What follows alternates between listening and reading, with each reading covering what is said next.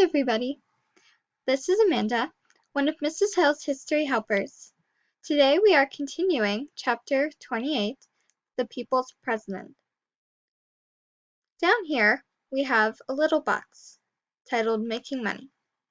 You write a check for $100. You can cash that check if you have $100 in the bank. A check is just a promise to pay money that you already have. Dollars, paper money, printed by the government, are like that check. They are our government's promise that it has something of equal value. That something used to be gold. In the 19th century, anyone in the United States could exchange paper dollars for gold coins. A country that backed its money with gold was on the gold standard and usually had a sound currency. Currency is a country's actual money in circulation, its paper bills and coins. For the gold standard to work, the price of gold had to be fixed. The government said how many dollars it cost to buy an ounce of gold and stuck to that. But a country on the gold standard can't print a lot of money. Gold is scarce. Only a certain amount exists in the world. If you are on the gold standard, you couldn't print more money than you had gold to back it within your bank vaults. During the Civil War, Abraham Lincoln needed money quickly. There wasn't enough gold. He issued a special kind of money called greenbacks. There was no gold to back them. The government promised to pay the value of the greenbacks. That extra money in circulation created inflation. Inflation means rising prices. The more money people have, the more they can pay for goods and services. The people selling the goods raise their prices, and then it takes more money to buy something. So the more dollars there are in circulation, the less each dollar is worth. After the war, Lincoln's greenbacks were gradually taken out of circulation. In 1873, the nation returned to the gold standard. There was less money around. That caused deflation. There wasn't much money to pay for things, so people couldn't sell them. There were goods, but no demand for them. When there's no demand, prices drop until goods are cheap enough for people to start buying them again. Depressions happen when many people are out of work and so broke that they don't buy things no matter how low prices go. Falling prices meant less income for people like farmers. Farmers wanted more money in circulation, but there wasn't enough gold to let the government print more bills.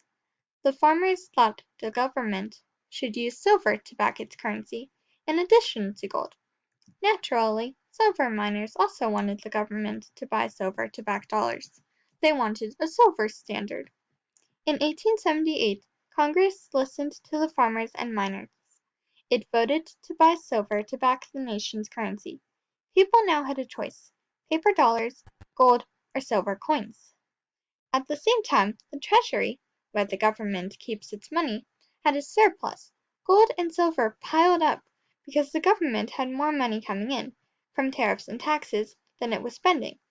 Since it now had a lot of gold and silver, the government could print more money. Prices went up, including the price of farm produce. When Benjamin Harrison was president, Congress gave away most of the surplus in the form of pensions to Civil War veterans. It also raised tariffs, the taxes on imported goods, so high that the government's income from those taxes almost disappeared. People weren't willing to buy expensive foreign goods. That was the end of the surplus. Soon money was scarce again, and there was deflation. Farmers were earning less money because prices were dropping. That really hurt the farmers who had borrowed money for farm equipment. Many lost their farms. Because money was in short supply, people who had money to lend could charge a lot of interest to those who wanted to borrow it. Interest is the cost of borrowing money. Deflation is hard on people who have borrowed money. They have less income, but they still have to pay back loans at interest rates based on the old, higher prices. To help the people who had borrowed, the populist leaders wanted more money in circulation. They supported the bimetal, silver and gold, standard. Then they went even further. The populists felt the money supply should be controlled by an elected board.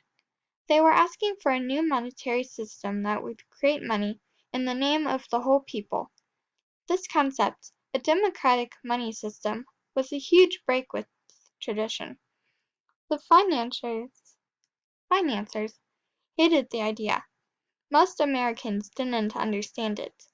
In the 20th century, some of those populist notions became law. A Federal Reserve System came into being, with a board, independent of political parties, that controls the supply of money.